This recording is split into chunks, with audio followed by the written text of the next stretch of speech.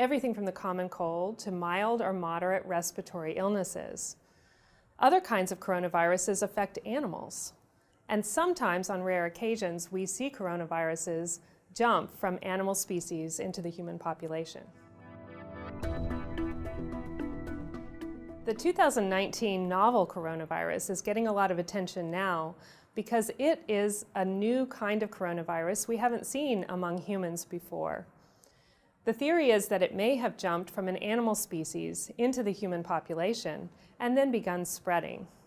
We have seen some people that have died of this disease, and we know that there are already thousands of cases. So people are concerned because we don't yet know exactly how severe the disease will be or how far it will spread.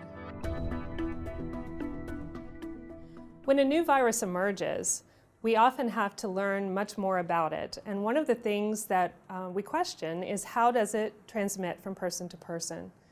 We know that most respiratory viruses are spread by large droplets that come out when people cough and sneeze and stay aloft usually for about 6 feet in front of them.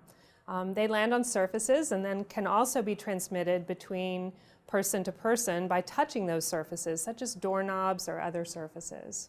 Other viruses can spread in the air and stay aloft for a longer period of time in small droplet nuclei. For this current 2019 coronavirus, we're not yet sure whether it is droplet or airborne transmission. So we're erring on the side of caution and taking protection as if it was spread by the airborne route. We're still learning a lot about this 2019 novel coronavirus to understand how dangerous it might be. Right now, the majority of the cases are in China.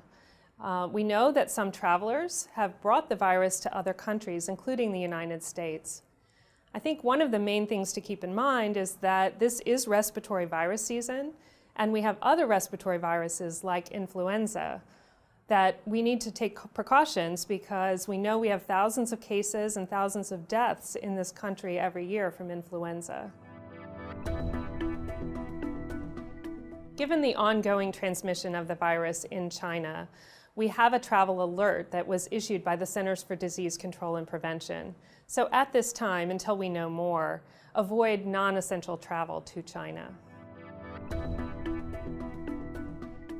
Johns Hopkins Health System and health systems across the nation are busy right now preparing to safely identify, isolate, evaluate, and care for patients with the 2019 novel coronavirus. We have the capability of doing this safely by utilizing personal protective equipment, by implementing travel screening so that we can quickly identify patients who have risk factors for the disease, and then implementing isolation precautions, the use of personal protective equipment, and other measures to make sure that we limit the spread of the virus. At the Johns Hopkins Hospital and throughout our health system, we routinely care for patients infected